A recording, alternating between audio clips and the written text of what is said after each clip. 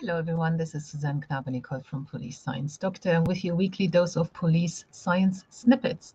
Now, these are little bits of information extracted from research that has been published in fields of police science, evidence-based policing, investigative psychology, forensic psychology, anything that's relevant to law enforcement, intelligence, and military, and everything that is in that pot with the whole thing. So Police Science Doctor tries to bring these research findings to people like you who don't usually get to see them because you don't have subscriptions to these research publications. So I try to find 3 such snippets that are practical or can somehow be put in place straight away, or something that can at least get you thinking. A lot of research that is published is either very abstract or very niche, or very specific, and it's not something that I would then select to present to you here. So I sent these snippets out to everyone who's on the free Police Science Doctor email list, and they get these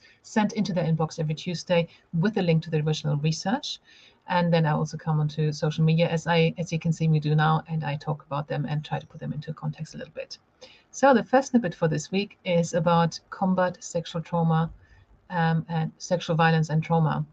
A literature review found. So a literature review is, I mentioned earlier that we're talking about studies that have been published. A literature review goes and scours a lot of studies that have been done on a specific topic. So it's not doing new research. What it's doing is looking at all the previous research on this particular topic that is of a good enough quality to be included in this review. And then it looks at a summary, what are all these findings. So literature reviews are very powerful in terms of what they can tell us. So this literature review found that military sexual trauma and combat exposure predict PTSD symptoms, post-traumatic stress disorder. Military sexual trauma is more related to depressive symptoms and suicidality, this is not an easy word, than combat exposure, and combat exposure appears to be more related to alcohol use and other externalizing behaviors. So very, very important issues that need to be dealt with in the military. The second snippet for today is about public order links. So these are when we have events such as demonstrations, concerts, marches, but also things that happen spontaneously, riots, for example. So this is what we talk about in public order here. And these links that we're going to talk about are people that work within the community and liaise with police, or work from the police in the community, with certain interest groups, faith groups, other groups or organizations that might perhaps organize an event that could then be a public order event. So having individuals embedded in the community who act as a trusted third party to link the police and the public can help de-escalate conflict in demonstrations and riots. Link officers, or intimate handlers, they're called in this research. I think this was done in Holland, so this is in the Netherlands. This is probably the translation. I don't think we would call them intimate handlers in English-speaking countries, and we'll probably think of other things here. Professor Clifford Stott has done a lot of research on public order policing, especially football events, and I think they call them what was the term they used? But they did some research here in the UK, and I think in Norway or some other Scandinavian country. And these are very, very useful to have around engagement officers or liaison officers or something like that. So they're called intimate handlers here.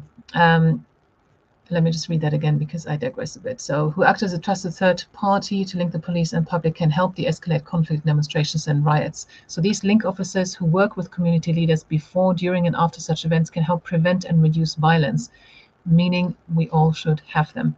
Okay, every police force, every geographic area should put these in place. The third snippet for this week is about mental health within the police. The research found within policing, around 23% of officers have potentially clinical levels of PTSD, 26% have moderate to severe levels of anxiety, and 35% have moderate to severe levels of depression. Female officers, those of constable rank, so that's the entry-level rank, those working with victims of child abuse, and those with lowest levels of social support have poorer mental health. Very, very important research there. That something needs to be done. And actually, this article and the article before are open access, which means that you can actually read the whole article. Some articles that I send to you, many actually will be behind a subscription wall. So you can click on the link, you can see the abstract, which is a long paragraph giving a summary of the research and its findings, hopefully, not always. But it's then down to whether your organization or you have a subscription with the publisher that's publishing that particular journal. That is beyond my control, I'm afraid. But these last two articles are actually open access, which is great, which means you can read the whole article. So I hope that there was something of use to you in there. Next week, somebody has kindly sent me an article that I can include, and I would always ask you guys to do that. It's not easy every week to find 3 articles that I can include in here, not because there isn't great research done, but like I said earlier, my criteria are that it has to be something that's practical and usable straight away, and not all of them are. So I am going to include something that somebody sent me next week. Please do send me others if you come across them. And don't forget that if you are on a subscriber of the email list, it's free and you can leave anytime you want if you don't want to be on there. But you get access to the library of all these previous snippets. So 133 now. There will be 133 PDFs that you can download from the website, the read page of the Police Science Doctor website. Just Google Police Science and then go to the Police Science Doctor website, input your details into the form that pops up, or you'll find it at the bottom of each page. And you're on the list, and then you can actually get access to that page and build yourself a library of snippets if you want. And I'll see you again next week. Thanks very much for listening. Bye-bye. Thank you for watching. I hope you found this content useful. You can get access to each episode's transcript with key learning points, timestamps, and references if you get yourself onto my mailing list. Just go to the main website on policesciencedoctor.com, and on the bottom of each page you will find a sign-up form for notifications of new content. Just enter your first name, your preferred email address, and the type of organization you work for. You will not get any spam. This is just for me to let you know about new content and for you to get access to all the transcripts.